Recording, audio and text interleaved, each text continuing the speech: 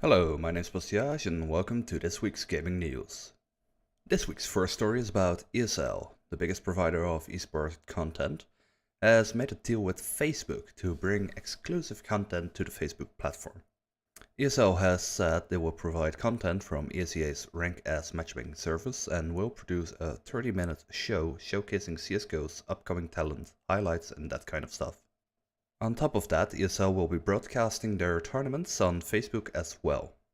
This is a surprising move by ESL, as not too long ago ESL moved their CSGO Pro League competitions broadcast over to YouTube Gaming. I wonder if with this deal ESL will completely stop broadcasting on either YouTube and or Twitch. Because this appears to be some sort of exclusivity deal, and most esport watchers right now are watching on Twitch or YouTube. I do not know if moving their broadcasts over to Facebook will positively influence their view numbers. It's also interesting to note that this statement only really says something about their CSGO content. Like, there's no mentions of Dota or StarCraft 2 even. So I'm not sure if those are also included in this offer to Facebook. But from what it seems, right now it's just CSGO content. On the other hand, this is a great move by Facebook, as this will surely get more people to watch on their platform, as this appears to be an exclusivity deal. But of course, there's no winners without losers, and the losers, in my opinion, are the viewers right now. Because this is mostly going to cause a lot of confusion on where the viewer even has to go to watch tournaments. Because I'm sure switching to Facebook all of a sudden is really going to confuse a lot of viewers of these tournaments. Because I know when it's weekend, I just go to Twitch, I look at the highest viewed channels right now, and usually there will be the tournaments.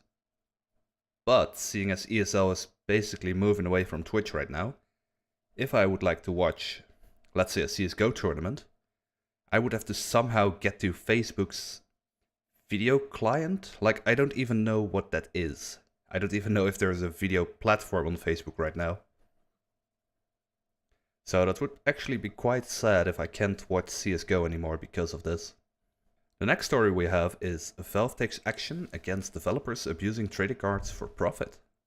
Valve has recently stated on one of their blog posts that so-called fake developers were abusing Steam Greenlight by creating fake games on Steam, which they then use to acquire trading cards and sell them on the Steam market. Valve also highlights that these fake games are causing Steam Store's algorithm to mess up, causing the algorithm to mark one of these fake games as a popular game and actually starts recommending it to customers.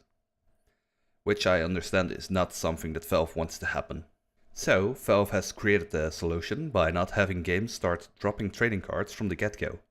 Instead, the game has to reach a certain confidence metric that has to make clear that the game is actually being bought and played by real users. This confidence metric, as they call it, is derived from several data points, which Valve is obviously not releasing to the public, because then developers can game that system again. However, it's making sure that these trading cards will only drop in real games and these fake games are left out. Valve hopes that these measures will discourage fake developers from making fake games to abuse the Steam market. Alright, this is a nice big story and I'm actually really happy that Valve is finally taking an active stance against these types of games. They are just solely intended to game the system and flood the market with shovelware. I'm not sure if Valve is also targeting the infamous asset flips, but it very well might be. Overall, I'm actually very happy with this change and I hope Valve will continue implementing more measures to improve Greenlight's reputation. Because Greenlight is actually a great system in theory, but unfortunately right now it's just exploited. Like, there has been reports by a YouTuber called Jim Sterling that there are groups where you can buy Steam Greenlight votes to actually get your game voted into the Steam store. It's really crazy. I suggest you check out Jim Sterling's channel if you want to find out more about this. On to the third story of this week. Ubisoft has released its financial report. One of the things stated in the report was that 50% of games sold are digital, which is up 32% from the previous year. Another interesting stat in this report was that 44.5% of Ubisoft's sales were older titles. However, the most interesting statement found in this report is that Ubisoft's planning less on creating new games, but instead wants to improve profitability of their existing games. I can kind of see why that would be, because the stat was that 44.5% of Ubisoft's sales were older titles. So if they improve the sellability of their older titles, and even maybe add some extra DLC into them, they can earn a lot of money from them. However, it's also kind of weird coming from Ubisoft.